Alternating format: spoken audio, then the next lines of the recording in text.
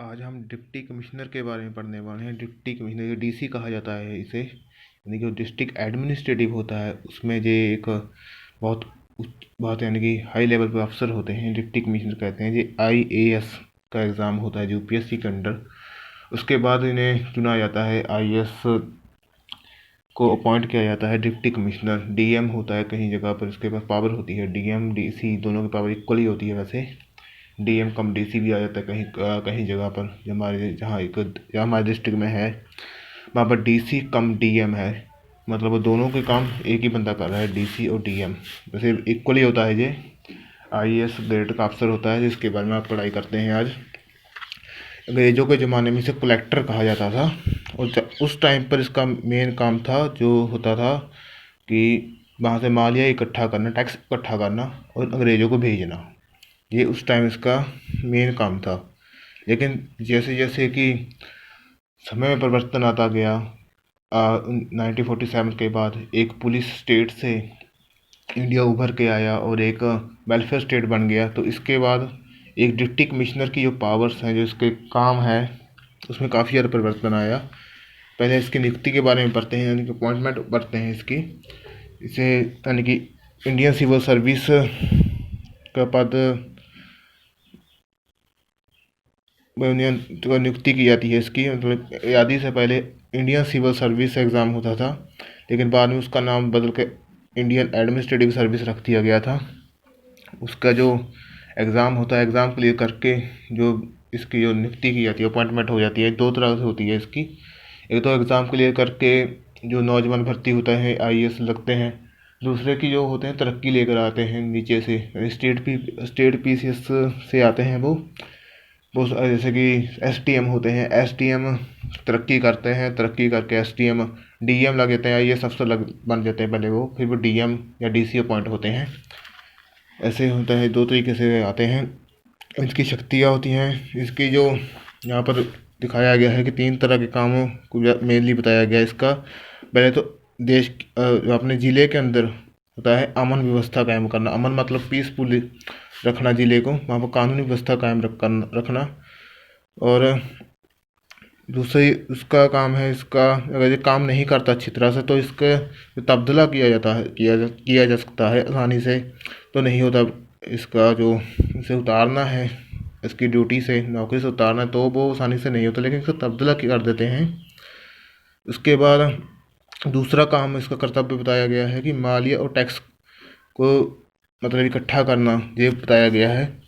और तीसरा जो काम है इसकी जिम्मेवारी, इस जिम्मेवारी के कारण से कलेक्टर का नाम दिया गया है। और तीसरा काम इसका बताया गया है विकास योजना, जो यानी कि डिस्ट्रिक्ट लेवल पर जो विकास योजना है उन्हें लागू करना।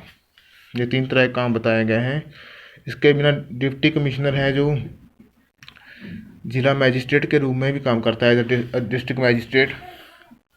और डिस्ट्रिक्ट मजिस्ट्रेट में इसके कामों के बारे में बताया गया है। पहला काम है कि ज़िले के अंदर जो कानूनी व्यवस्था है उसे बनाए रखना, यानी कि डिस्ट्रिक्ट लेवल पर कानूनी व्यवस्था को बनाए रखना होता है। और ज़िले की पुलिस इसकी सहायता करती है। ज़िले की पुलिस में आईपीएस होते हैं वैसे वैसे वो भी स्टेट लेवल, सॉरी वो सेंट्रल लेवल के होते हैं आईपीएस। वो इसकी सहायता करते हैं। आईपीएस में यहाँ पर एएसपी एसएसपी आ जाते हैं। एएसपी एसएसपी आ जाते हैं आईपीएस में, वो इसकी सहायता करते हैं डिस्ट्रिक्ट मजिस्ट्रेट की। और इसके आगे जो लिखा गया है अधीन मजिस्ट्रेट पर कंट्रोल, मतलब कि जो इसके मजिस्ट्रेट इसके अंडर हैं, जैसे एसटीएम होते हैं, सब डिवीज़न मजिस्ट्रेट इसके अंडर हैं। और तहसीलदार होते हैं, उन पर कंट्रोल रखता है। और जो ज़िले के अंदर मनाए गए मेले होते हैं, जैसे ज़िले के अंदर बहुत से फेयर्स होते हैं, फेस्टिवल्स होते हैं, उन पर मजिस्ट्रेट को उन पर जो ड्यूटीज़ हैं वो ड्यूटीज़ यही लगाते हैं कि जहाँ पर तुम्हारी ड्यूटी होगी, जहाँ वहाँ पर तुम्हारी ड्यूटी होगी, उसके ड्यूटीज़ की नियुक्ति भी यही करते हैं। अमन चैन खतरा डिस्ट्रिक्ट के अंदर अमन और चैन को अगर खतरा होता है तो उसके लिए जो उचित कार्रवाई कर सकते हैं, हुक्म जारी कर सकते हैं ऐसा। जो ज़िले के अंदर अगर जो जेल होती हैं, प्रिजन्स रखे जाते हैं, कैदियों को रखा जाता है, थाने थाने मतलब पुलिस स्टेशन हो गए, उनका उनकी जांच कर सकते हैं ये, मतलब इनके पास ये पावर होती है, ये जेलों की जांच कर सकते हैं, वो पुलिस स्टेशन की जांच कर सकते हैं। और यहाँ पर लिखा है आपराधिक केसों का जल्द से निपटारा करना है, यानी कि आपराधिक केस होते हैं उनके संबंधी जो निपटारे के आदेश भी दे सकते हैं। जैसे ये मैजिस्ट्रेट, ये मतलब जुडिशली काम है, इसे जुडिशली ही करेंगे आपराधिक केसों में। ये एक्सक्लूटिव के बारे में पढ़ रहे हैं आज हम, लेकिन इसके पास कुछ जुडिशली पावर्स होते हैं सिविल केस को लेके मैजिस्ट्रेट के पास, क्योंकि डिस्ट्रिक्ट मैजिस्ट्रेट होता है। इसके एसटीएम के बारे में आपको बता देता हूँ, एसटीएम की कोर्ट्स होती हैं, वो वहाँ पर सिविल केस, सिविल डिस्प्यूट को पर बात की जाती है।